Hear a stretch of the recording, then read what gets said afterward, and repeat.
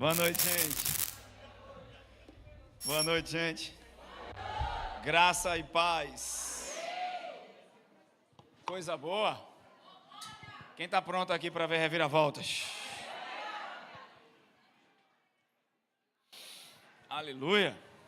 A gente não gosta de mudanças, né? Quem gosta de mudança é um bebê que acabou de fazer xixi na fralda. Nosso cérebro se acostuma. Mesmo sofrendo em algumas áreas, as pessoas não querem mudar, porque tem medo do novo. Olha para alguém que está do seu lado e diga: não tenha medo do novo. Diga: está preparado para o novo de Deus? Algumas pessoas já chegaram aqui nessa celebração com malas prontas, porque Deus é um Deus de novidade de vida. Deus é um Deus de coisas novas. E você nunca vai estar pronto a viver o novo de Deus se você deixar que suas inseguranças e seus medos te bloqueiem e te parem. É por isso que o justo viverá pela fé. É um caminho sem volta, amém? Deus não tem prazer nos que retrocedem. Diga: eu não cheguei tão longe para morrer na beira da praia. Repita comigo, diga: eu não vim de tão longe para parar na beira do caminho, para parar no meio do caminho. Diga: eu vou até o final. Diga: eu não sou dos que retrocedem. Eu não sou dos que desistem. Diga: eu sou filho de Deus. Nasci para um propósito celestial. Carrego sementes de grandeza e vou viver o propósito de Deus na minha vida. Amém? Quem está pronto aqui para coisas novas? É o que eu senti essa noite. Por isso que a igreja vibrou tanto, gente, com o Will aí. Às vezes, na verdade, nossa timidez, ela tenta nos parar, né? Você nunca vai ser bom já na primeira vez. A habilidade vai vendo fazendo, mas existe uma unção e uma graça de Deus. Sabe, você só não recebeu graça para estar doente, quebrado e falido. Sabe por que a gente sofre quando está doente? Sabe por que a gente sofre quando está falido? Sabe por que a gente sofre quando a gente está sofrendo em uma área? Porque você não recebeu graça para estar nisso. Você recebeu graça para viver o melhor que Deus tem para a sua vida. É isso que Deus tem para nós, amém? Então às vezes a gente se conforma com a doença, se conforma com a miséria, se conforma com o fracasso, mas infeliz, por quê? Porque não temos graça para viver nesse lugar. A graça de Deus, Ele disse: eu vim para que tenham vida e vida em abundância. Ali é Zoe, sabe, a própria habilidade de Deus em você. Por isso que quando Deus cria o homem, no jardim do Éden, Ele colocou governo sobre os ombros do homem. Ele disse em Gênesis capítulo 1 e 28: domine sobre as aves do céu, sobre os peixes do mar, sobre todo o réptil, sobre tudo que rasteja, sobre tudo que está sobre essa terra. Porque a palavra os abençoar ali em Gênesis capítulo 1 e 28 é capacidade de frutificar, capacidade de realizar. Nós temos a essência do nosso Pai. E agora, quando nós nascemos de novo, Deus veio com toda a sua plenitude habitar em nós. Se Deus não tem limite em mim, por que eu vou viver uma vida limitada? Estamos vivendo muitas vezes limitados por causa de crenças, hábitos, mentalidade que adquirimos ao longo da vida, mas nós temos uma arma poderosa. Hebreus capítulo 4, verso 12 diz que a palavra de Deus é viva e é eficaz. Ela consegue penetrar junto às medulas, ela consegue entrar em áreas da nossa alma, coração, mente, corpo. Quantas vezes eu já vi pessoas sendo curadas só com a exposição à palavra de Deus? Nem chamamos para fila ou impusemos as mãos para que as pessoas recebessem um milagre. Simplesmente por ouvir a palavra, a unção que é contida na palavra trouxe cura. Amém? Nós temos a palavra de um Deus bom, então podemos reinar em vida e viver o melhor que Ele tem para nós. E é por isso que eu nessa noite com alegria quero ministrar para vocês algo que veio. O Will mudou até a mensagem. O fator Will, tem até um cartão com o Will, porque o Will não ia falar. Você já viu um cartão Will? Um amarelinho? Tem até cartão de crédito com o nome dele. Aleluia! Então esse medo de mudança, na verdade, vem porque está ligado a crenças, a tantas coisas que estão enraizadas em nossa mente. Mas a palavra é viva e eficaz. O que precisamos é estar exposto e praticar. Amém? Eu garanto a você que aquela mulher do fluxo de sangue teve medo. Claro que teve. Mas a fé tomou conta do medo. Porque não tem espaço no coração. Onde a fé predomina, o medo tem que ir embora. Mas onde o medo está agindo, a fé fica ausente. Se a gente observar, pela lei mosaica, ela seria apedrejada. Mas ela chegou por trás de Jesus e tocou nas suas vestes. Ela não poderia tocar nele. Ela, na verdade, não podia nem chegar perto da multidão. Mas algo cresceu diferente no coração daquela mulher. O que ela ouviu lhe deu a capacidade de enfrentar qualquer barreira e qualquer dificuldade. Há coisas que precisam ser rompidas. E é através da graça de Deus que essa coisa vai acontecer. Isso veio no meu coração tão forte. Um dia desse uma pessoa escreveu para mim dizendo sobre isso. Que você não recebeu graça para ficar doente. Você não recebeu graça para ser infeliz. Você não recebeu graça para viver uma vida medíocre. Amém? Eu amo falar da graça de Deus. Diga, graça produz gratidão. Aleluia. Vamos abrir nossa Bíblia no livro de João, capítulo 7, verso 3. Nós não começamos como perdedores, começamos como mais do que vencedores em Cristo. Só existe uma batalha que Jesus não venceu por mim e por você. É a de crer que Ele já fez tudo o que nós precisamos na cruz para viver uma vida vitoriosa. Você nunca vai viver acima daquilo que você acredita. É por isso que a palavra de Deus quer transformar a nossa maneira de pensar e estabelecer crenças corretas. A incredulidade é uma crença errada que se infiltrou em nossa maneira de viver por causa do medo, insegurança e padrões humanos. A fé é a crença correta que vem pela verdade do que Jesus fez. Posso ouvir um amém? E é nessa crença correta que Deus quer que eu e você viva. Porque mais importante do que um comportamento errado é uma doutrina certa. Porque o comportamento errado está ligado à crença errada. E a crença errada está ligada à doutrina errada. Se você aprender errado, vai viver errado. Mas se crer certo em Jesus, te fará viver certo. Amém? Uma coisa é certa, o diabo só promete o que na verdade você já tem, mas se esqueceu. Lembra do Éden? Ele disse ao homem: Deus não quer que você coma. Ele apresentou Deus como mesquinho. Deus não quer que você desfrute. Por isso que Ele não quer que você coma de todas as árvores. Na verdade Ele distorceu. Adão já tinha tudo que ele precisava para viver. Sim ou não? Sim. Então na verdade o diabo não tem nem criatividade. Ele diz muitas vezes: você só será feliz se fizer publicidade. Mas a verdade é que você já é feliz em Cristo. Você vai fazer publicidade como um propósito. Você vai ser médico, empresário, pastor, advogado, seja o que for, como um propósito, amém?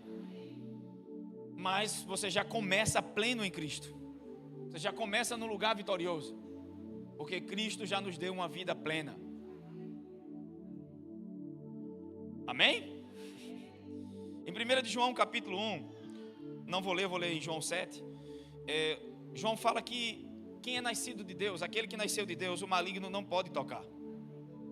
O texto é bem claro. Se o diabo não pode tocar naquele que nasceu de novo, então o que é que ele faz? Ele não pode roubar a tua salvação. Ele não pode te impedir de ir para o céu. Tudo que ele quer é que você viva na ignorância e viva uma vida de derrota, escravizado aqui na terra. Ou até vá para o céu, mas sofra e viva como escravo, como servo e não como filho. Tem muita gente que é filho de Deus, mas está vivendo como se fosse um escravo, por causa de uma mentalidade que foi construída em você. Só que Jesus veio para quebrar todos os paradigmas. E quando Jesus chega, entra, algo tem que acontecer, gente, amém? Então a questão não é se ele pode tocar, a questão é o que ele faz para tentar te paralisar. E uma das coisas que ele trabalha é na intimidação. Diga intimidação. João capítulo 7, verso 3, vamos lá. Sendo assim, os irmãos de Jesus lhe disseram: parte desse lugar e vai para a Judeia, para que os teus discípulos semelhantemente vejam as obras que fazes. Porque ninguém age às ocultas enquanto procura ser publicamente. Quem procura ser publicamente reconhecido não faz as coisas em oculto. Porque Jesus estava fazendo muito milagre, curando pessoas, mas ninguém sabia. Então, os irmãos dele disseram, aqui é os irmãos de sangue de Jesus. Jesus teve irmãos, amém? Ele nasceu do poder do Espírito Santo, mas depois Maria e José tiveram filhos. E esses irmãos chegaram para Jesus e disseram: por que você não procura fazer publicamente? Porque ninguém que quer ser figura pública fica fazendo isso a escondida. Verso 5, pois nem mesmo seus irmãos acreditavam nele. Sempre que você tem descrença, você cai para a performance. Eles nem acreditavam em Jesus, mas estavam fazendo Jesus, forçar Jesus a fazer algo. O mundo não pode, aí Jesus diz, então Jesus lhes disse, o meu tempo ainda não chegou. Diga, processos. A gente quer colheita sem plantio. Existem processos em tudo na vida. E há momentos de crescimento. Há momentos que você está escondido em Deus, só crescendo. Jesus sabia os processos de cada coisa e o tempo de cada coisa. Saber o tempo de cada coisa é algo muito importante. Só que no mundo onde todo mundo deseja ser figura pública, eu vejo pessoas com 50 pessoas no Instagram, já bota lá, figura pública, no seu perfil.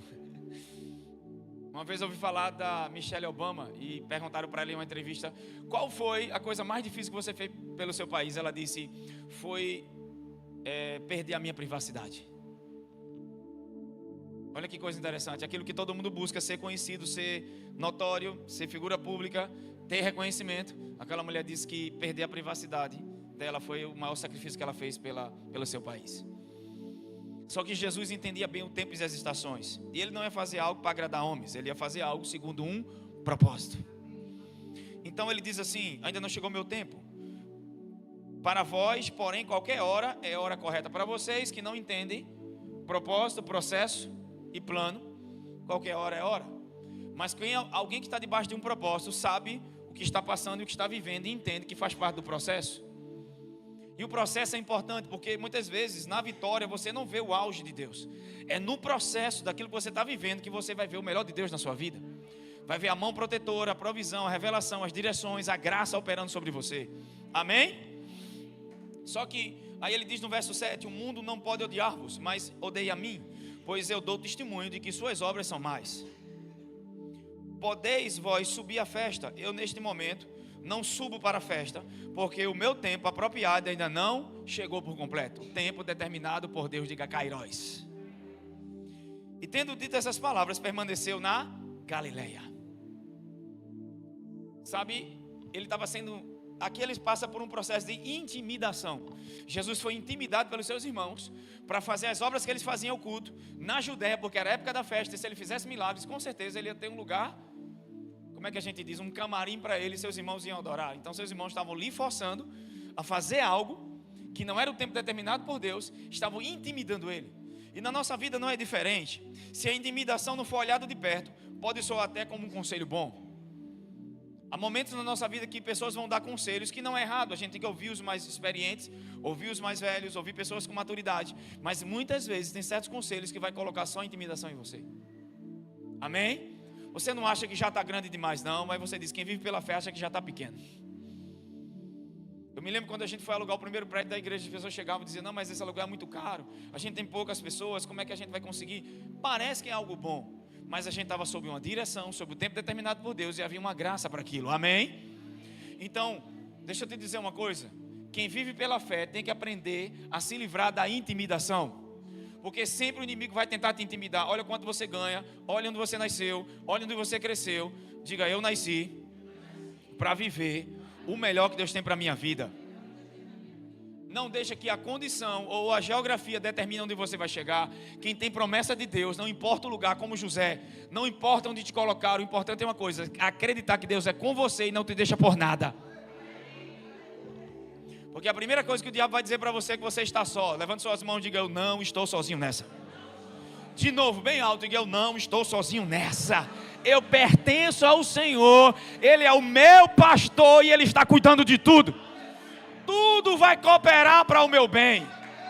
Isso vai te dar força e energia de acordar todas as manhãs alegre e grato a Deus, independente das circunstâncias. Porque você está dizendo para elas assim, olha, circunstâncias, vocês não determinam minha alegria. Eu não vivo de circunstâncias, eu vivo de promessas. Eu vivo pela promessa.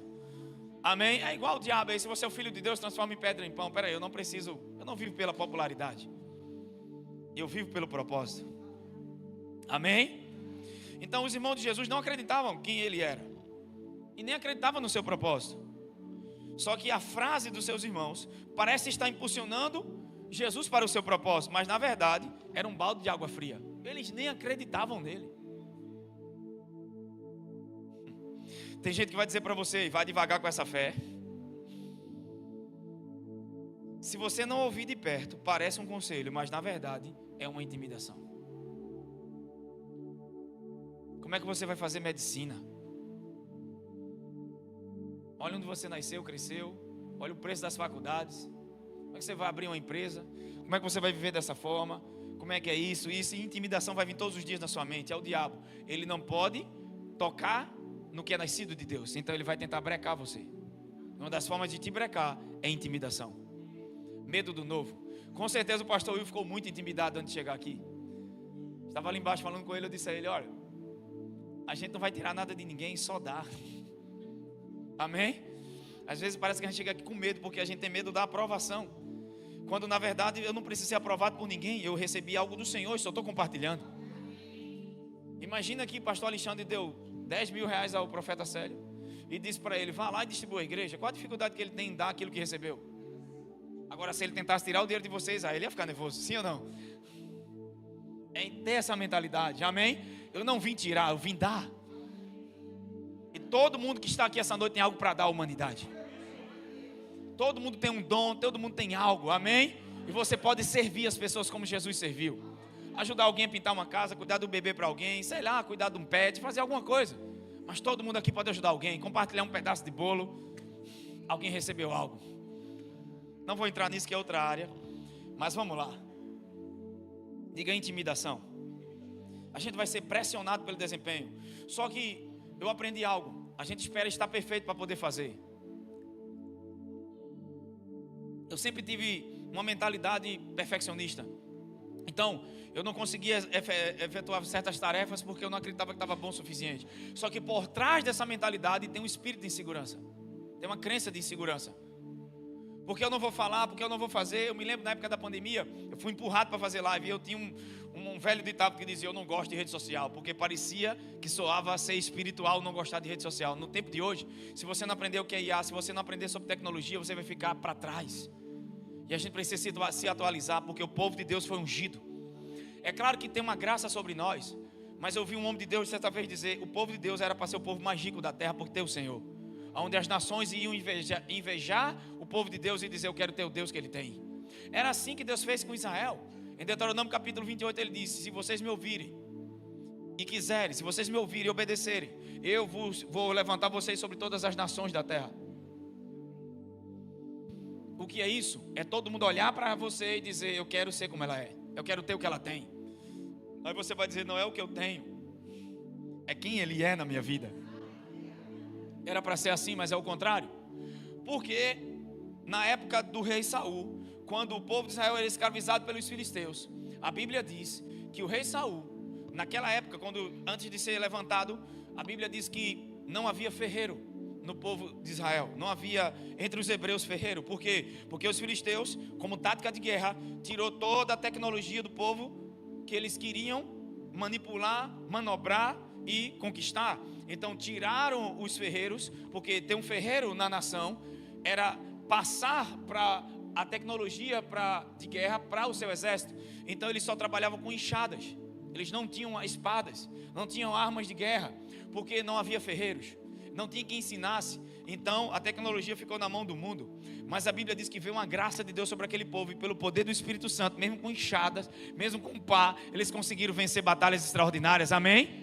Mas isso já nos mostra a tática do inimigo, que a tecnologia não chega no povo de Deus, que o povo de Deus não seja próspero, não seja rico. Por quê? Porque se os filhos de Deus se elevarem sobre a terra, é a mensagem que vai ser patrocinada. Eu garanto a vocês, todo mundo aqui quer semear nessa mensagem. É impossível não ser agradecido por aquilo que temos recebido do Senhor e ajudar pessoas. Quem não quer ajudar o povo? Não, mas foi pregado para nós em uma forma de cultura, de mentalidade, que ser rico é algo ruim, ser próspero é algo muito terrível. Então, essa coisa de prosperidade, sabe? Aí a pessoa vive uma vida miserável, não tem nem para se sustentar, não pode ajudar ninguém. Quem quer viver assim? Isso é até egoísta. Isso é uma vida egoísta, porque você nem pensa em ajudar os outros, porque você mal consegue sobreviver. E essa não é a vontade de Deus. Então, o inimigo pensou, se deixar ferreiro em Israel, eles vão ter tecnologia, e nas batalhas vão fazer espadas. Então tirava. E até para amolar as foices e enxadas, eles levavam para os filisteus e eles faziam o trabalho, para justamente não ter acesso à tecnologia. Não é diferente nos tempos atuais. O inimigo não quer que a gente tenha um bom sistema de transmissão, uma boa tecnologia. Por quê? Para que a mensagem não chegue. Vocês entendem isso? E há uma crença sutil na vida dos crentes, vivendo vida miseráveis, achando que estão agradando a Deus. Não é ser simples, não é estar contente, porque Paulo disse: eu aprendi a estar contente. Quando tenho, é como se não tivesse. Quando não tenho, era uma vida satisfeita no Senhor. Amém? Não ser pesado para ninguém, mas também viver uma vida, gente, onde a gente pode desfrutar do melhor que Deus tem para nós. Ele disse: se você quiser ir ouvir, comerá o melhor dessa terra. Sabe quando é que Deus fica satisfeito? Quando você desfruta do que Ele conquistou para você. O salmista Davi disse assim: como eu posso dar em troca ao meu Deus? O que eu posso dar em troca por todos os benefícios que Ele tem feito? A gente não pode devolver, não tem como. Por mais que você trabalhe, faça de tudo na obra, ou ganhe vidas para Deus, nunca será o suficiente por tudo que Ele já nos fez. Sim ou não? Aí o Davi diz assim: então o que farei? Tomarei o cálice da salvação.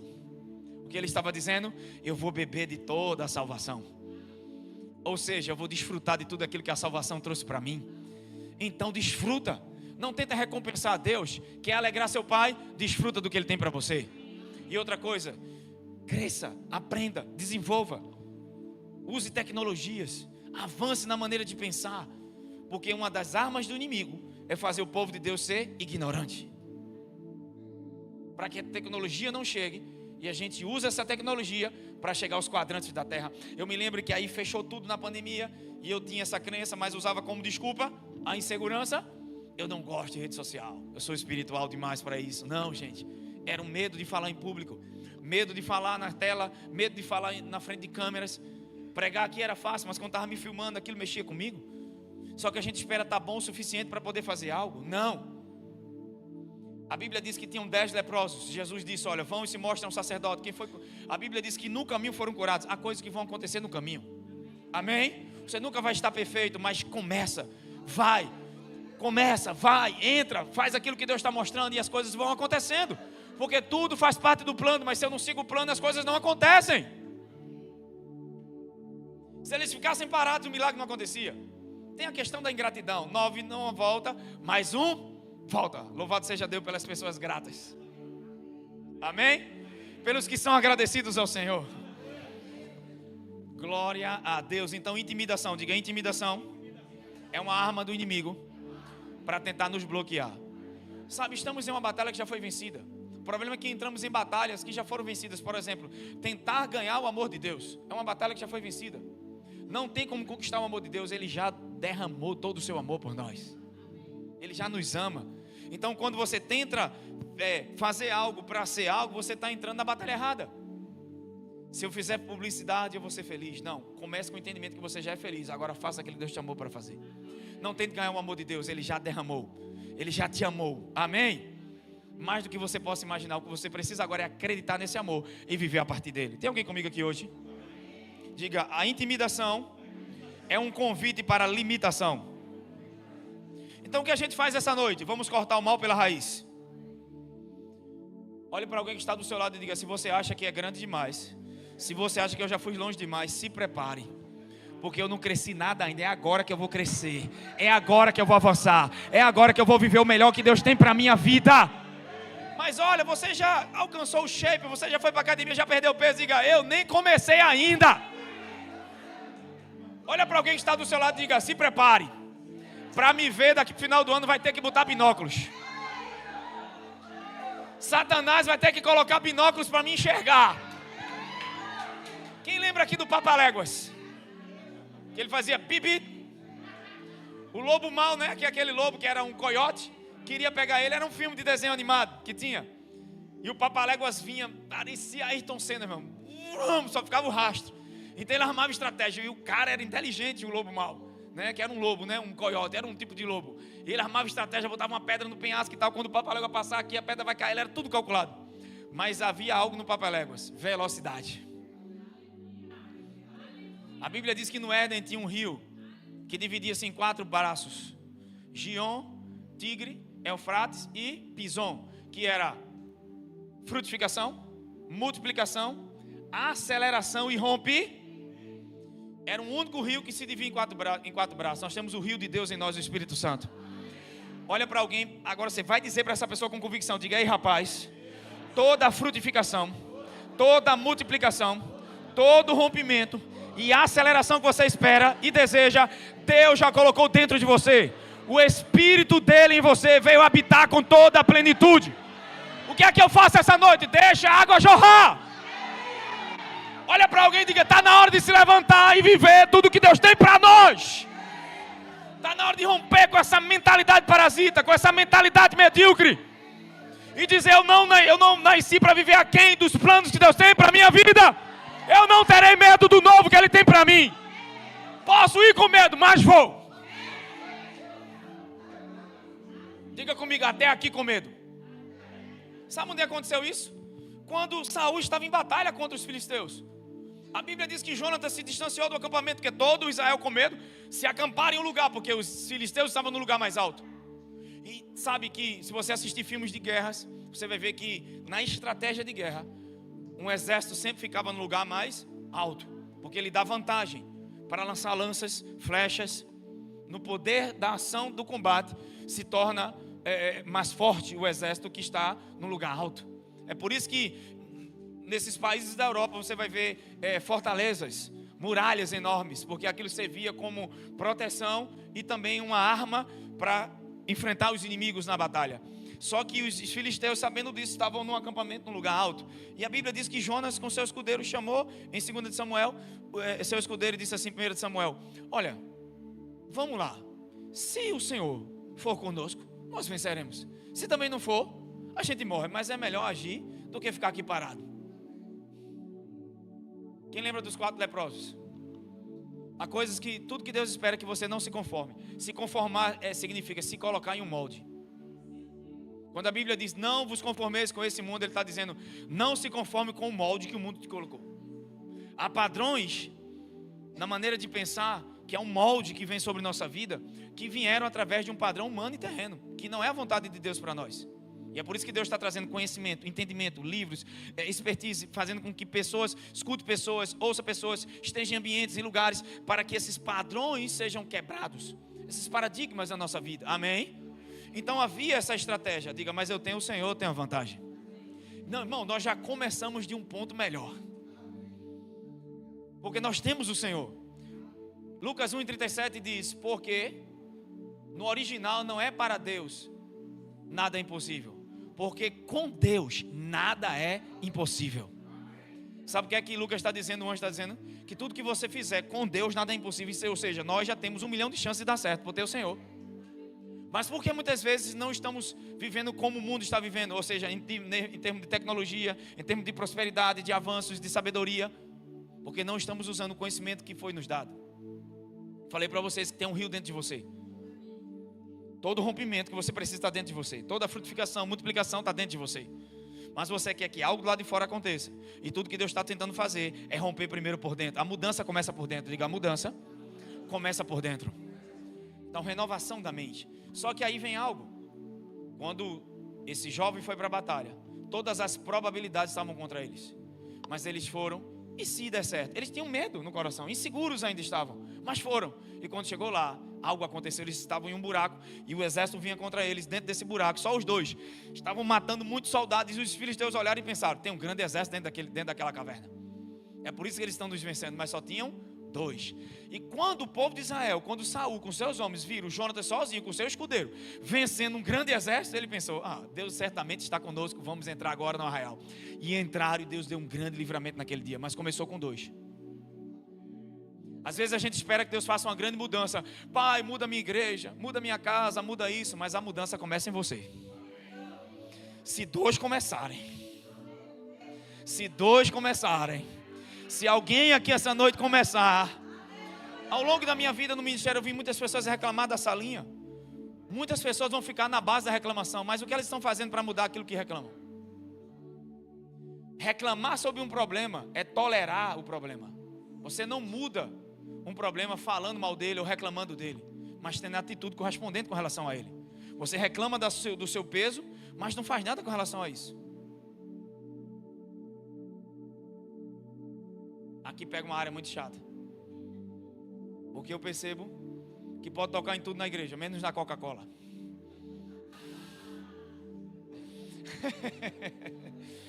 Pode tocar em tudo na igreja, menos na comida. Porque muitas vezes, sabe, as pessoas, o povo de Deus, eles não são viciados em drogas, não são viciados nisso ou naquilo. Mas açúcar é um demônio. E uma das coisas que eu percebo é que muitas pessoas estão morrendo antes do tempo, porque não cuidaram do seu corpo. São assassinos de si mesmos. Deus não vai cuidar do seu corpo para você. Ele deu como templo e morada do Espírito dele e do seu Espírito. Mas muitos de nós estamos reclamando de algo que a gente não faz nada com relação àquilo, quando já existe toda a graça disponível de Deus para nós. Lembra que eu disse que não existe graça para você estar doente. Não existe graça para você estar no fracasso. Por isso que a gente se incomoda. Mas existe graça para te fazer vencer. Amém? Porque muitos de nós não queremos vencer por causa de padrões que precisam mudar. E a intimidação vai vir para você. Não espere estar perfeito para começar. Segunda-feira, e outra coisa, segunda-feira eu começo. Segunda-feira nunca chega. Não, diga, a mudança começa hoje. Isso eu quero declarar sobre a vida do seu irmão. Olha para alguém que está do seu lado, declara isso com fé. A mudança na sua vida começa hoje. Diga, a partir de hoje, nada mais vai te segurar. Nenhuma crença, nenhuma corrente do inferno, nenhum paradigma, nenhuma mentalidade de escassez, nada vai conseguir te parar, porque você vai estar aberto para as mudanças. Levante suas mãos e diga, a partir de hoje eu estou aberto, Pai, para as mudanças que você tem na minha vida. Eu não morrerei, mas viverei e contarei os feitos do Senhor. Eu não vou só existir, eu vou reinar em vida. Agora deixa eu te dizer algo interessante. A gente tenta controlar o que não se deve controlar, mas o que é para controlar a gente não controla. Quer reinar em vida, começa controlando o que você pode controlar. Me explica isso melhor, pastor. Agora, a gente está vivendo um problema agora, e aí eu não consigo resolver aquele problema, é incontrolável. E o que é que a Bíblia nos ensina? Lançar sobre o Senhor toda a nossa, e com ações de graças, render graças ao Senhor, porque minhas orações foram ouvidas. E muitas vezes a oração ser ouvida não significa que Deus é um mágico da varinha de condão, ou que vai tirar o coelho da cartola e resolver o problema. Muitas vezes Deus no problema vai estruturando você em fé, te colocando pessoas, te colocando em ambientes, transformando tua maneira de pensar. E muitas vezes quando o problema se resolver, você diz, o problema não era nada, mas o que aconteceu comigo foi muito mais importante. Não é o que acontece comigo, mas em mim que é importante, amém? Algo está acontecendo em você e você não está percebendo, porque está olhando para o problema. Mas se olhar para dentro de si, se olhar para Jesus, se focar no lugar certo, você vai ver a grande transformação que já ocorreu. Muitos de vocês já não são os mesmos. Alguns aqui passavam pela mesma coisa antes, só viviam chorando, cabisbaixo, não dormia à noite, e agora você está feliz, alguém pensa que você até não tem problema. Não deve estar devendo nada para estar rindo desse jeito. Talvez a dívida até piorou, mas você mudou no processo. Tem alguém recebendo isso aqui essa noite? Agora tem coisas que a gente pode controlar. Deus não vai controlar o que você come, é você. E aquilo que é para controlar, você não controla. É você que vai controlar a hora que acorda. Mas não quer se acordar, porque o seu cérebro te sabota. Eu vou deixar para amanhã, sabe? Aí procrastina. Não sei para quem é essa pregação hoje, mas tá bom, é para mim mesmo. Então, o cérebro da gente quer o que é confortável, mas na verdade nem você mesmo está satisfeito com isso que está vivendo. Então Deus procura quem? Os inconformados. Amém? Por que você acha que Deus usou Gideão para livrar o povo de Israel? Porque ele estava malhando o trigo no lagar, indignado. Sabe o que é o lagar? Lugar de pisar em uvas. E ele estava malhando trigo. Porque os inimigos vinham e saqueavam as colheitas. Vinham os amalequitas, saqueavam a colheita. Vinham os filisteus, vinham e saqueavam a colheita. Todo mundo tirando a casquinha de Israel. Então eles pensaram, vamos ficar em cavernas, malhando o trigo no lagar, no lugar errado, tendo que viver um propósito errado por causa dos inimigos, ao invés de se posicionar. Tem muita gente fora do propósito, fora do chamado. Muita gente que era para estar trabalhando em uma área, está em outra por causa de medo, intimidação, vai para uma caverna. Aí vem um Senhor, chama Gideão, em Juízes capítulo 6, e diz: o Senhor é contigo, homem valente. E ele disse: como? Eu sou o menor da menor tribo. Olha como ele se via. Aí Deus olhou para ele e disse: vai nessa tua força. Qual era a força dele? A única força dele era estar inconformado. Ele era a menor tribo, o menor e a menor tribo. E Deus disse: é esse que eu quero. Porque Deus, quando quer fazer algo grande, Deus gosta de mostrar que é Ele que vai fazer. E quanto maior for a impossibilidade, é que Ele usa gente pequena. Deus usou Davi para matar um gigante. Para quê? Para ele dizer: eu vou avacalhar. Eu vou mostrar. O cara está desafiando: não tem Deus em Israel não, não tem Deus em Israel não. O Deus de vocês é fraco, a nação é fraca. Aí Deus: espera aí, eu vou mostrar quem é fraco. Pega um menino e puf, derruba o gigante. Então fala: uau, como pode Deus? E Davi ainda diz: vou provar para todos Israel, e todos Israel vai saber, ó Golias, que Deus salva não com espada nem com lança, mas com aliança. Amém. E ele vai para a batalha com a funda e lança. Aí o que acontece ali? Debaixo da unção, uma pedra vira um míssil. Quando você confia em Deus, Deus vai te dar estratégia. Às vezes coisas pequenas vão se tornar em coisas grandes. O importante é: você não teme as batalhas, você não tem medo de desafios, porque você sabe quem está com você e você dá glórias a Ele. Mas tem coisas que você pode controlar e você não vem governando. É por isso que em outras coisas você perde totalmente o controle. Porque nas coisas que você pode controlar, você não governa o seu tempo, você não governa seus horários, você não governa a sua disciplina, a autodisciplina. A gente não gosta dessa palavra disciplina, mas gente, deixa eu te dizer, sem disciplina a gente não vai para lugar nenhum. Tem gente que nem vê pro culto de hoje só porque vê pro culto de ontem. Estou cansado. Tá não, é a mente sabotando. Sabe por que eu deixei só 2 celebrações, irmão? Eu fiz parte de uma igreja que era culto na segunda, culto na terça, culto na quarta, culto na quinta, culto... Você não entende? Quando eu pensava em ir pro shopping, não pode. Meu Deus do céu. Então o que é que eu acho que eu criei uma crença tão revoltante com isso, que eu disse: não, a gente só vai ter 2 celebrações, porque vai ser 2 vezes na semana e o cara vai ter 5 dias para ficar com a família, para fazer tudo o que ele quer. E até o culto da domingo eu disse: vou colocar de 6 às 8, porque sai daqui, você vai para uma lanchonete, vai para um restaurante, sai com a família, dá tempo de chegar cedo, dormir para trabalhar amanhã. Quem está comigo? Que eu não vou medir para vocês, eu ainda preferi o culto do domingo de manhã. Porque até a nossa forma de cultuar, que nem culto é celebrar, né? Que a celebração, culto é uma forma de pagamento prestado a Deus. E aí ninguém aqui está pagando nada para... Então, essa forma de celebrar Jesus foi incultada na gente. A gente se acostumou a estar no domingo à noite. Isso é uma programação, gente. Tudo é programação da nossa mente. Está entendendo isso? E o que é que eu preciso hoje? Diga: estar aberto às mudanças e querer o melhor que Deus tem para mim. Amém? Então Gideão não se conformou. O que é que Deus fez? Vou livrar Israel. Estava achando, procurei alguém, achei um inconformado. Eu me lembro quando a gente começou a pregar a graça de Deus, algumas pessoas: fulano vai embora, fulano vai, a pessoa não concorda, isso e aquilo outro. Eu disse: espera aí, doutrinariamente eu sei o que eu estou ensinando, então continua. Deus disse para mim: se todo mundo for embora, continua. E você precisa saber quem é, para onde vai e quem está com você. Amém? Não ter medo da mudança. Diga: não tenha medo da mudança. Espiritualmente tem gente que está com a mala desse tamanho arrumada faz tempo, mas não sai do lugar.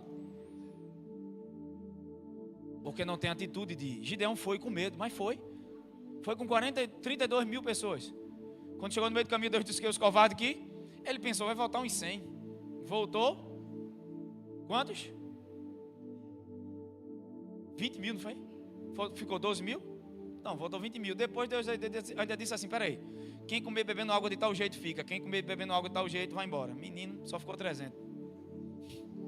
Só ficou 300. Por quê? Porque o negativo contamina. Deus, sabendo que 10 espias contaminou toda uma nação e 2 milhões de pessoas não entrou numa terra, só 2 de 20 anos para cima entrou, Josué e Caleb. Só quem entrou na terra foi quem viu milagre no deserto. Quem nasceu no deserto entrou na terra, porque eles passaram quanto tempo na terra? E os 40 anos no deserto era o quê? Porque Deus passou pelo Mar Vermelho. Porque Deus sabia que eles estavam prontos para batalhas. Há batalhas que Deus sabe que você não está pronto. Então muitas vezes te conduz por um processo mais longo, mas porém trabalhando em você, para quando chegar na terra de Canaã, você entrar. O problema não é sair do Egito, gente. O problema é entrar em Canaã. O problema não é nascer de novo. O problema é viver uma vida vitoriosa. O diabo não está nem aí se tu vai para o céu ou não, mas é te brecar como filho de Deus na terra. E eu ainda estou na parte de intimidação. Então vamos lá, para a gente entender isso. Quem entrou na terra prometida? Quem entrou? Diga: de 20 anos para baixo. Quem é a geração de 20 anos para baixo? A geração que não estava no Egito.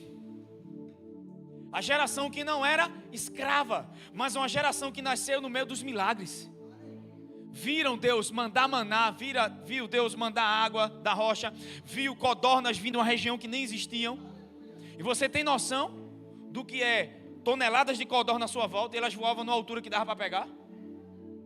Facilidade da graça de Deus, amém?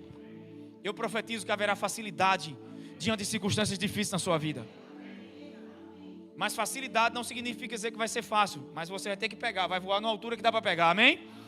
Só que uma coisa aconteceu ali. Por que os de 20 anos para cima não entraram? Porque eles não permitiram que Deus trabalhasse na mentalidade deles.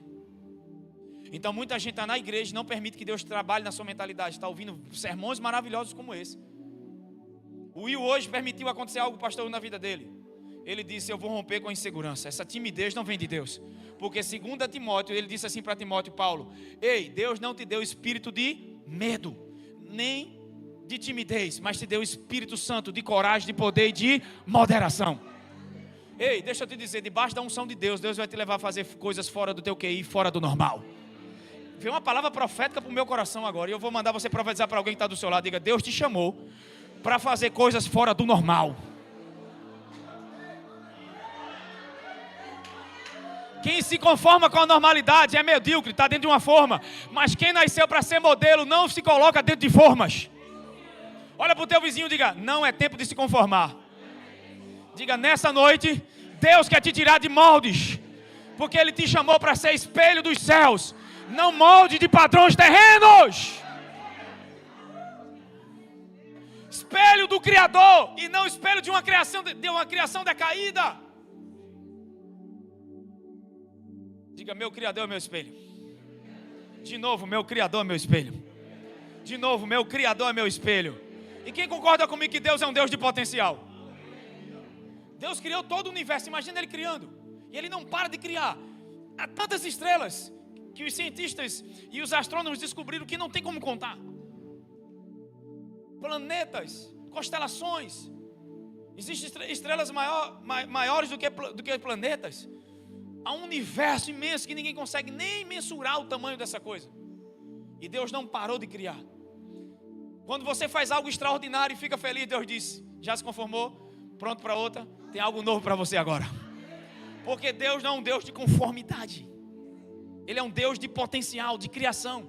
Por isso que Ele vem agora para a terra e cria o homem. Peraí, eu já criei estrela antes, mas eu vou criar alguém como eu. Porque imagina o seguinte, um príncipe, enquanto ele está num reinado, enquanto ele estiver no reino do seu pai, ele é só príncipe. E o que é que o rei faz para colonizar novas terras e conquistar novas terras? Ele vai e usa o seu exército, conquista esse território. O que é que ele faz agora? Envia o seu príncipe. E esse príncipe, quando vai para essa terra, ele deixa de ser príncipe e passa a ser o quê? Se você fosse criado só para ir para o céu, você só seria príncipe. É por isso que a Bíblia nos chama de reis e sacerdotes. Porque estamos aqui para colonizar os céus, para ser uma influência do céu e não ser influenciado por um padrão dessa terra. Quem está comigo aqui essa noite? Só que você foi criado na terra, teve o padrão da terra, mas agora nasceu de novo. Deus fez algo novo, porque desde a criação de Adão, algo novo não tinha sido criado. Adão é feito e essa criação é estabelecida, mas agora Deus faz uma nova criação. Não mais a imagem de Adão caído, mas a imagem do novo Adão, que é segundo Jesus, amém? Assim como Ele é, nós somos desse mundo. E aí Ele coloca agora, diferente do Éden, Deus não criou um ambiente e colocou lá. Deus pegou um ambiente onde Adão foi colocado, o Éden, e colocou dentro de você. Meu irmão, você não tem noção. Adão vivia em um lugar onde o Espírito de Deus se movia. Tinha de tudo nesse lugar. Deus percebeu que ele foi retirado por causa da queda. Mas agora Deus pega um ambiente e coloca agora dentro de nós. Para quê? Para que eu e você na terra não se conformasse com ambiente nenhum. Meu Deus do céu. Deus chamou para pensar mais alto do que você pensa. Então Ele criou tudo e Ele não para de criar, Ele não para de se expandir. Só que agora Ele pensa, agora eu vou colonizar. Se eu criar eles para ficar no céu, serão príncipes. Mas eu os criei para ser reis. Então o que é que eu vou fazer? Deus está lá, mas deixou alguém colonizando aqui na terra. E Ele não nos deixou órfãos, enviou o seu Espírito. Toda a plenitude de Deus habitando em nós. Um escritor disse certa vez: Deus, quando quis se multiplicar, se multiplicou em carne humana. Nós somos a multiplicação do divino. Ah, você não entendeu. Está pensando que você é pouca coisa? Você é filho de Deus. O que é que Deus espera de nós? Que a gente não diga que eu não me conforme. 2 de Reis, capítulo 7, por favor, na tela. Não sei porque eu estou indo para isso, mas vamos lá. Mudei o sermão todo. Na verdade não mudei, eu nem me programei para falar isso, eu nem estudei isso. Eu acredito que é a inspiração do Espírito Santo para te ativar essa noite. Então, Deus é um Deus de potencial. Muitas vezes a gente faz certas coisas e pensa: uau, já está bom. Deus olha para você e diz: já descansou? Você já descansou demais. Ainda não está bom, tem mais para fazer. Essa sede por crescimento, por desenvolvimento, vem de Deus, porque Ele colocou a vida dele em nós. Quando Deus criou Adão, criou a terra, Ele colocou a habilidade dele na gente. Por que você acha que o ser humano consegue criar coisas impossíveis? Fazer um avião voar, criar um chip, um computador. Antigamente, essa semana a gente estava falando sobre isso, era do tamanho dessa igreja. Agora um computador fica em algo tão pequeno. Olha a capacidade do ser humano. Tudo isso vem de quem? De Deus. Amém? Quem você acha que deu ciência para os homens que criaram o tabernáculo? Como que eles entendiam de engenharia, se nunca fizeram isso? Então, voltando e recapitulando, o povo deixou de entrar na terra por causa da sua mentalidade. Diga mentalidade. Só que os que nasceram no ambiente de milagres entraram. É por isso que Deus te criou para aquilo que é impossível. Ele quer sua mente em ambiente de milagres, sonhando com coisas maiores, vendo coisas maiores. Senão você sai do Egito, nasce de novo, mas nunca entra e rompe em Canaã. Canaã para nós é o descanso, amém? É viver uma vida nessa confiança interna, descansando em Deus e vivendo o melhor que Ele tem para nós. Eliseu respondeu: escuta a palavra. Eliseu respondeu: escuta a palavra do Senhor. Assim diz o Senhor: amanhã por essas horas. Vamos voltar ao capítulo 6 e os versos finais. Coloca o capítulo 6. Vai passando os versículos, porque a história não começa aí. Vai até que versículo esse capítulo? Até o 30 aí? Coloca o 30. Capítulo 6, verso 30.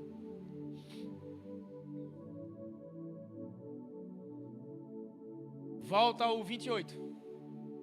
Essa passagem me veio no coração.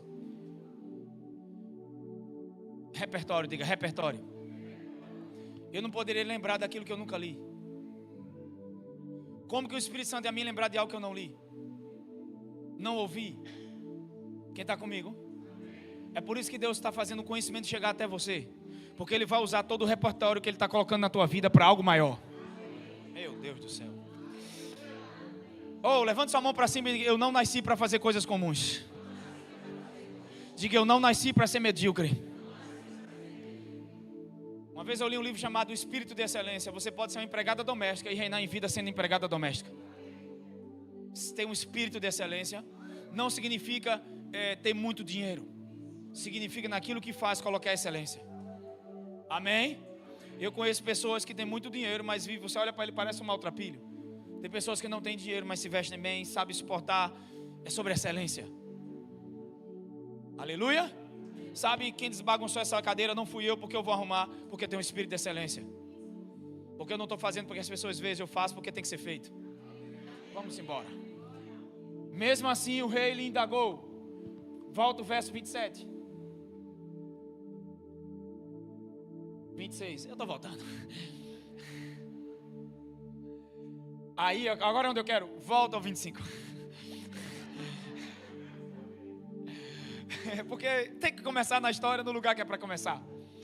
Houve grande fome em Samaria, porque o cerco foi mantido até que grande fome se espalhou por toda a cidade, a ponto de uma cabeça de jumento custar o equivalente de 80 peças de prata. Irmão, isso é dinheiro para a beça. Dinheiro a beça. E uma caneca de esterco de pombo. Irmão, o pombo já é um animal sujo. Imagina o cocô de pombo ser vendido por 5 peças de prata. Diga, a fome era imensa. negócio estava feio. Por quê? Porque uma das estratégias de guerra naquela época, que um reino usava contra o outro, era cercar a cidade. A Bíblia diz que os filisteus cercaram a cidade de Samaria. Então, não entrava suprimento e nem saía. Naquela época você sabe que os povos viviam de quê? Não havia moeda em dinheiro. Havia prata, ouro, mas eles trabalhavam muito com a agricultura, com a pecuária. Quem tinha animais como gado saía da cidade para vender, ou entrava imigrantes e vice-versa. Havia trocas. Só que o cerco se fechou, não tinha como pegar água nem trazer alimento. Então eles pensavam assim: se a gente enfrentar eles com o exército, não vence, então vamos cercar. Cercar a cidade, ninguém entrava, ninguém saía. Isso vai passando o tempo, vai acabando os mantimentos, vai acabando a água. O que acontece com a cidade que está lá? Ou se rende ou vai morrer. Não tem outra estratégia. Só que aqui é a nação de Israel, um povo que tem um Senhor, que não vai se render. Diga: eu vou me render em oração, eu vou me render em adoração, mas nunca vou me render a uma dificuldade. Deus não fez armadura para minhas costas. Percebeu que em Efésios capítulo 6 não tem uma armadura para as costas? Tem capacete da salvação, calçado dos pés do evangelho da paz, couraça da justiça, espada do Espírito, cinto da verdade. É assim ou não é?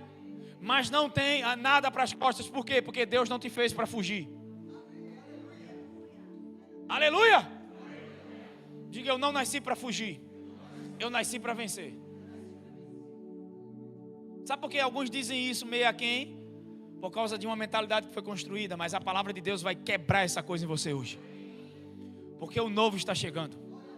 Quando eu vi o Will subindo, o Espírito Santo falou algo ao meu coração: se prepare para subir coisas novas. Tem um texto que eu vou ler no final, em Isaías 54. Me lembra? Vamos lá. Então houve grande fome por causa do cerco, até que se espalhou essa notícia. Irmão, uma cabeça de jumento seca era só o osso, era vendido por essa quantidade. Já imaginou? Cocô de pombo sendo vendido por 5 ciclos de prata. Irmãos, o pombo é um animal tão desgraçado que quando ele fizer cocô, eu já vi um cara com problema de um germe na cabeça por causa do cocô de pombo.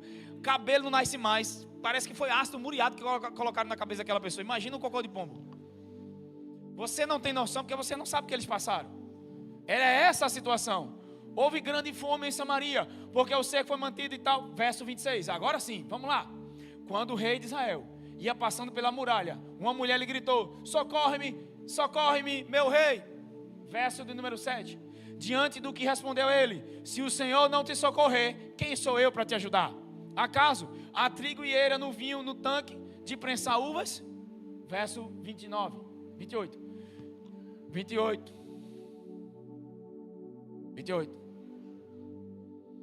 Mesmo assim o rei lhe indagou: o que te aconteceu? Ele disse: não posso resolver teu problema. Mas ficou curioso, né? Todo mundo aqui tem curiosidade, né?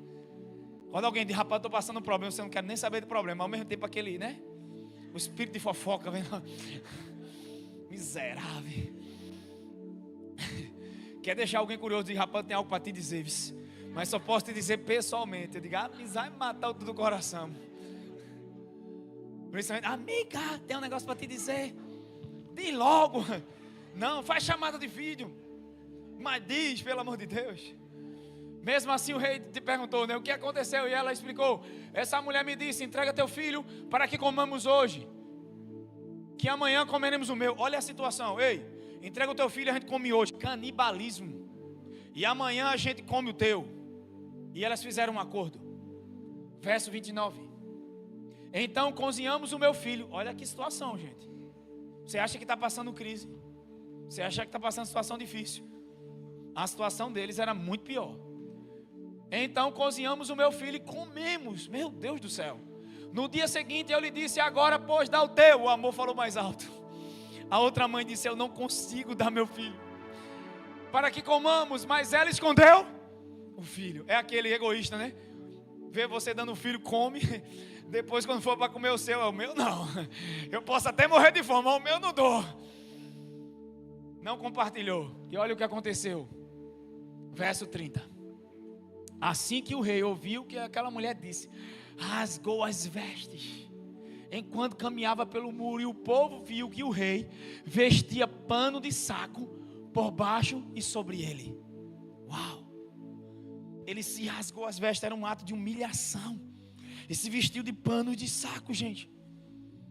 pano de saco quem usava era mendigo, escravo naquela época. E o rei se vestiu assim como um ato de humilhação. Verso 31. Então disse o rei: que Deus me castigue com todo o rigor, se a cabeça de Eliseu, filho de Safate, lhe ficar sobre os ombros até o final desse dia. Verso 32. Eliseu estava sentado em sua casa e os anciões sentados com ele. O rei fez-se perceber por um mensageiro, mas antes que esse chegasse até ele, Eliseu declarou àquelas autoridades: viste como esse filho de assassino mandou-me cortar a cabeça? Ficai, pois, atentos. Assim que o mensageiro chegar, fechai a porta e empurrai-o, deixai-o para fora e a porta trancada. Porventura ele não lhe será imediatamente seguido pelos passos do seu senhor? Verso 33. Quando Eliseu ainda estava falando com eles, o mensageiro chegou e declarou: isto é um castigo que vem do Senhor. Que razão teria ainda para ter esperança no Senhor? Qual é a esperança que a gente vai ter num Deus? Se você vê Deus causando mal, como é que eu vou crer que Ele vai me livrar desse mal? É por isso que a primeira crença sobre Deus correta tem que estabelecer no nosso coração: Deus é bom. A bondade de Deus não tem como ser explicada, mas não está distante de ser experimentada.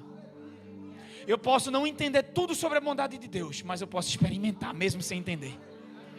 Aleluia, diga: isso é graça. Agora, 2 de Reis, capítulo 7, verso 1, vamos lá para fechar. E Eliseu, ei, aleluia, tem que ter homem de Deus e mulheres de Deus para profetizar.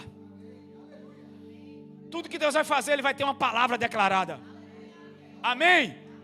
Olha o que ele diz. Respondeu Eliseu: escuta a palavra do Senhor. Assim diz o Senhor: amanhã por essas horas, na entrada de Samaria, tanto uma medida de farinha como 2 medidas de cevada serão vendidas por uma peça de prata. Verso 2. O escudeiro em cujo braço do rei se apoiava. Eu não gosto dessa versão, que ele fala de uma quantidade grande de farinha, uma quantidade grande de cevada. E olha o que é que o escudeiro, cujo braço do rei se apoiava, respondeu ao homem de Deus: ainda que o Senhor mandasse abrir as comportas do céu, janelas no céu. Percebeu que no céu tem janelas, não portas. Janela é algo que alguém só abre quem está de dentro. Portas alguém pode abrir do lado de fora, mas janela só abre quem está do lado de dentro. Concorda comigo? Aqui tem janela, do lado de fora ninguém pode abrir, só quem está de dentro. A porta não, quem está de fora pode abrir. Então vamos lá. Aí ele diz: ainda que o Senhor mandasse abrir as comportas do céu, será que essa profecia... Eu quero ler noutra versão, misericórdia. 2 de Reis, capítulo 7, verso 2, vamos lá. Não, está aquém do que é essa versão. Estou falando sobre molde. Vamos lá, gente. 2 de Reis, capítulo 7, para a gente fechar e ceiar. Cadê você? Aí ele diz: porém o capitão cujo braço o rei se apoiava respondeu ao homem de Deus: ainda que o Senhor fizesse janelas no céu, poderia suceder isso? Disse o profeta: eis que tu verás com os olhos, porém disso não comerás. Sabe que muita gente só está vendo, mas não aproveita. Só vê o milagre na vida dos outros porque não crê. Você não tem a vida que merece, você tem a vida que acredita. Diga comigo: eu não tenho a vida que eu mereço, eu tenho a vida que eu creio. Você nunca viverá acima dos limites das suas crenças. Verso 3 agora. 4 homens leprosos estavam à entrada da porta da cidade, os quais disseram uns para os outros: para que estaremos nós aqui sentados até morrermos? Se dissermos entramos na cidade, há fome na cidade e morreremos lá. Se ficarmos sentados aqui, também vamos morrer. Vamos, pois, agora e demos conosco no arraial dos sírios. Se nos deixarem viver, viveremos. Se nos matarem, então somente morreremos. 4 homens. O leproso naquela época ficava na porta da cidade, não poderia entrar. Então eles estavam pensando: peraí, se a gente ficar aqui, morre. Se a gente for para a cidade, morre porque lá tem fome. Mas se a gente for para o arraial do Sírio e deixar a gente entrar, diga atitude. Diga: a mudança não acontece sem atitude de fé. De novo, a mudança não acontece sem atitude de fé. Sabe por que muitas coisas não mudaram? Porque está faltando só atitude. Tem gente vivendo uma inércia, achando que Deus vai fazer tudo para ele. Ele já fez. Está na hora de se levantar e reinar em vida. Está na hora de assumir o controle sobre aquilo que é para você controlar. Só que esses caras aqui não poderiam controlar essa situação. Mas uma coisa eles tiveram: a inconformidade de não ficar parado. É melhor tentar e saber o que pode acontecer do que nunca tentar e nunca saber o que poderia ter acontecido. É melhor tentar e dar errado, mas saber o que poderia acontecer, do que nunca tentar e nunca saber o que poderia acontecer. Quem está comigo? Tem alguém comigo? E o que aconteceu então? O profeta liberou uma palavra e Deus vai mover ações para que essa palavra se cumpra. Porque Deus não enviou anjos. Diga, porque Deus usa pessoas. Levantaram-se ao anoitecer para dirigir-se ao arraial dos sírios. E tendo chegado à entrada do arraial, eis que não havia ninguém. Porque o Senhor fizera ouvir no arraial dos sírios ruído de carros, de cavalos e ruído de um grande. Mas eram só 4. Diga, 4 leprosos. Diga, a fé libera o potencial da promessa. 4 leprosos. Diga, 4 leprosos. 4 leprosos. Mas o barulho é de um exército grande. Porque pode ter um só, mas se estiver crendo, a vibração do lugar muda. Meu Deus do céu. Já viu um ferro magnetizado? A ciência diz que um ferro magnetizado ele tem a capacidade de levantar 10 vezes o seu tamanho e o seu peso. Mas ele desmagnetizado nem levanta o seu próprio peso. O que Deus quer é alguém magnetizado em fé aqui essa noite. O que Deus quer é alguém vibrando na frequência certa da fé. Porque quem vai mover os cavalos do céu não é você, é Deus. Mas o que Ele espera é que alguém se levante e diga: se tão somente tocar, eu serei curada. Ela poderia dizer: eu já tentei, eu já fiz. Não, mas quando ela ouviu, a fé gerou no coração. A primeira coisa que aconteceu: não importa se tem gente, se tem barreira, se muita gente está apertando ele, o que importa é que eu vou chegar lá e vou tocar. Porque cada passo que ela dava era sobre uma crença. Se você recua, tuas crenças te puxando para trás. Mas se você diz com medo ou não, eu vou, é porque tem algo maior te sustentando. Para de olhar para você mesmo, começa a olhar para alguém que é maior. E você vai ver no processo o que vai acontecer. Meu irmão, quando os céus olhou e disse: é isso que a gente queria, alguém conformado. 4 leprosos, quem Deus vai usar? Quem Deus vai usar aqui essa noite? Quem Deus vai começar a fazer uma revolução? Quem vai se levantar? Os aquém, aqueles que ninguém dá nada. É por isso que em 1 Coríntios ele diz: Deus pegou as coisas loucas desse mundo para confundir as sábias. Deus pegou os pequenos para confundir os grandes. Deus pegou os que não são para confundir os que pensam que são. Pega em alguém aqui essa noite e diga: tem algo muito grande em tua vida, para Deus te deixar parado nessa inércia que você está vivendo. Ele não ia fazer promessas grandiosas, extraordinárias para você viver aqui. Aleluia, está na hora de se levantar. Cadê os 4 leprosos? Quem são os 4 leprosos que não vão se conformar? Os que vão dizer: se a gente ficar aqui, morre. Se entrar na cidade, morre. Rapaz, é melhor morrer crendo do que viver sem fé. Pegue alguém que está do seu lado e diga: é melhor morrer crendo do que viver sem fé. É melhor morrer acreditando do que viver uma vida medíocre. Coisas maiores estão para acontecer. Isaías 54, verso 2. E o que aconteceu aqui é o seguinte: aqui ele não parou deles. Quando eles olharam, olha, o rei de Israel. Aí o que aconteceu? Eles disseram assim: com o ruído de um grande exército, eram só 4. Diga: quando você está em fé. Lembra Davi sozinho? Algo acontece na frequência da fé, que magnetiza todo o campo que está à tua volta.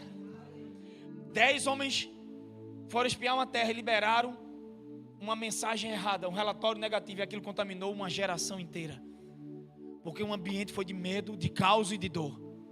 Mas 2 homens de fé disseram: subamos e possuamos com fé. Cada vez que você vive pela fé, algo é liberado, algo acontece. No reino espiritual, coisas estão se movendo à sua volta, porque você começou a acreditar. Uau! Meu Deus do céu, algo está acontecendo aqui essa noite. E olha que coisa interessante: com o ruído de um grande exército. Era um grande exército? Eram 4? Diga: 4 inconformados. Vê se tem alguém conformado aí ao seu lado. Tem alguém que já está bom demais, né? Ah, eu já cheguei nisso, já alcancei o que eu queria, já estou vivendo. É assim? Deus está dizendo: você não viveu foi nada. Paulo disse: esquecendo. Eu vou ler esse texto. Vamos fechar aqui. De maneira que disseram uns aos outros: eis que o rei de Israel alugou contra nós os reis dos heteus, os reis dos egípcios, para virem contra nós. Verso 7. E aqui eu fecho. Pelo que se levantaram e fugiram no crepúsculo e deixaram suas tendas, seus cavalos, seus jumentos e o arraial como estava. Fugiram para salvar a sua. Com medo de quem? Com medo de quem? Verso 8. Chegando, pois, esses leprosos à entrada do arraial, entraram numa tenda e comeram e beberam.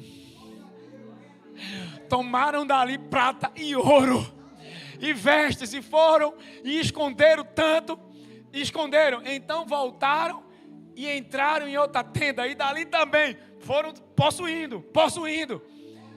E aí esconderam também. Verso 9. Então disseram uns para os outros: nós não fazemos bem. Diga, não para em você.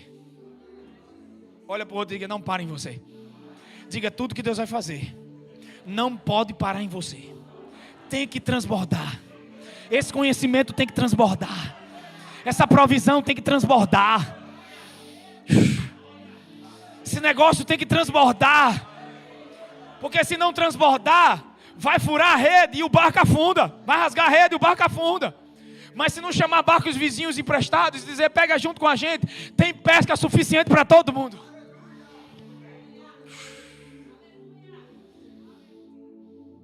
Deus vai te tornar tão grande.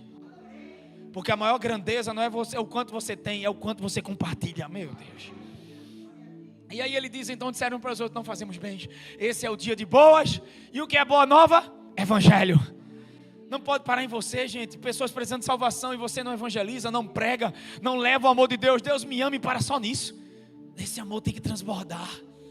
Eu não me conformo em chegar no culto e não convidar alguém não crente. Eu não me conformo em não levar para um GL uma pessoa que não conhece a Deus. Eu não me conformo em passar um dia sem orar para o enfermo, sem abençoar alguém com algo. Para aí, pelo amor de Deus, que tipo de vida estamos vivendo? Entrar em tenda, comer, guardar e só guardar para nós e peraí, estamos fazendo bem? Não! Os inconformados não só usufruem, mas levam para outros. E aí eles disseram, hoje é dia de boas novas. Levanta a tua mão o mais alto que puder. Diga, hoje é dia de boas novas. Não vai parar em mim. Não é só minha vida que é abençoada. Não só eu estou sendo transformado, mas eu vou ser um agente de transformação. Aqui dá muita revelação, mas eu vou parar aqui. E nos calamos, esperamos até a luz da manhã. Se algum mal não nos sobrevier, pelo que agora vamos e anunciamos a casa do rei. Lembra da palavra do profeta, amanhã por essas? E quem duvidou? Ele disse, você verá, mas não vai comer. Verso 10. Vieram, pois, e bradaram aos porteiros da cidade, e lhes anunciaram, dizendo, fomos ao arraial dos sírios, e eis que lá não havia ninguém, nem voz, nem homem, porém os cavalos atados, os jumentos atados, e as tendas como estavam diante deles. Verso 11.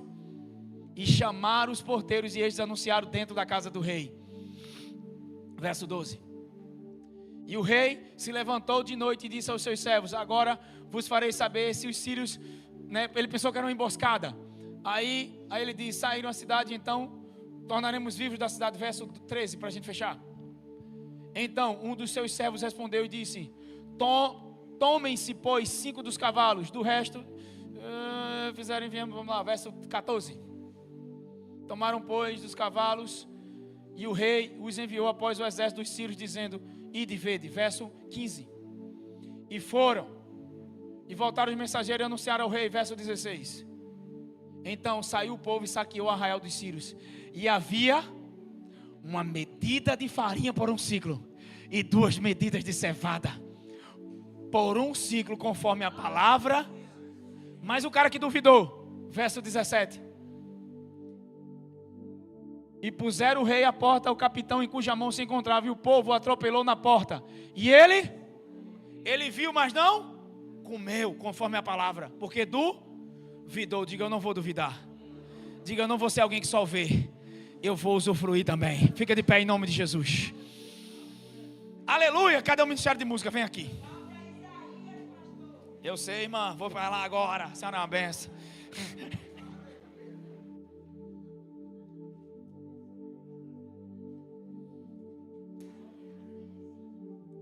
Tinha que ser irmã Zéza.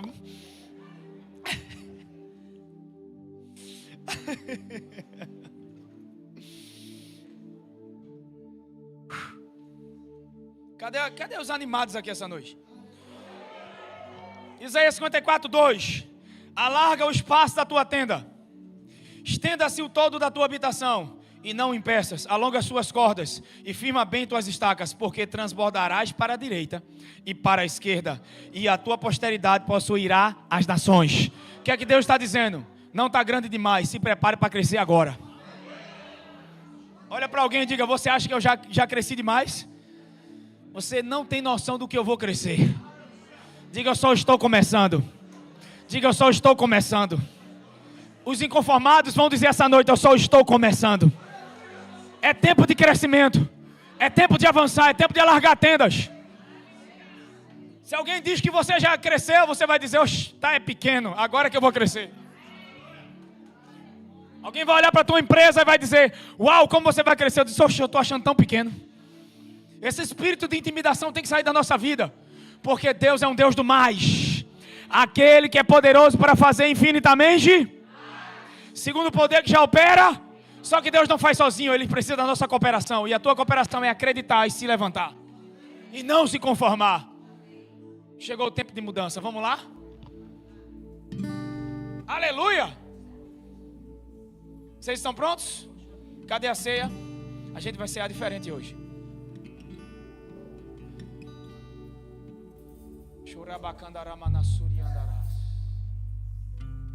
A gente vai cear diferente hoje. A ordem no êxodo era sandálias nos pés e cinto amarrado. Comam do cordeiro preparado para a mudança. Quem crê que está diante do novo aqui essa noite? Eu quero ouvir testemunhos de pessoas durante essa semana que conseguiram vencer áreas que não venciam, entrar em coisas que não entravam, viver coisas que ainda não estavam vivendo. Você acha que está bom demais? Deus está dizendo: esquecendo-me das coisas que para trás ficam, eu prossigo para as que estão diante de mim. Uma coisa faço, não que eu tenha alcançado, Paulo disse. Não vai se comparar com o que você vai viver. O que você está prestes a entrar e a viver não se compara. A glória da segunda casa será maior que a da primeira. Quando está perto de um rompimento, coisas vão apertar, vão vir e parece que estão te puxando para trás. Mas Deus está dizendo: ei, não se conforma. Eu estou contigo. Chegou a hora de entrar em Canaã. Chegou a hora de viver promessas, sonhos, quebrar paradigmas mentais, crenças. Oh, meu Deus.